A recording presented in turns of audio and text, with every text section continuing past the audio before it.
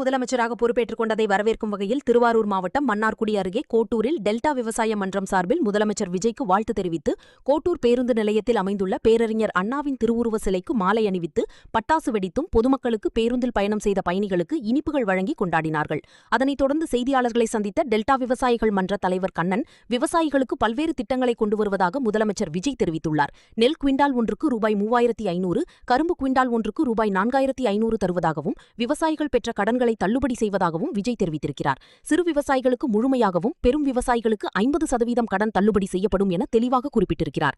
வரும் ஜூன் 12ஆம் தேதி மேட்டூர் அணையிலிருந்து தண்ணீர் திறக்க முதலமைச்சர் விஜய் நடவடிக்கை எடுக்க வேண்டும் என்றும் விவசாயிகள் வலியுறுத்துகிறோம். தமிழக முதலமைச்சர் விஜய் சொல்லியிருக்கும் வாக்குறுதிகளை முழுமையாக நிறைவேற்றினால் தமிழகத்தில் உள்ள அனைத்து விவசாயிகளும் விஜயை ஒருமனதாக ஏற்றுக்கொள்வோம் என தெரிவித்தார்.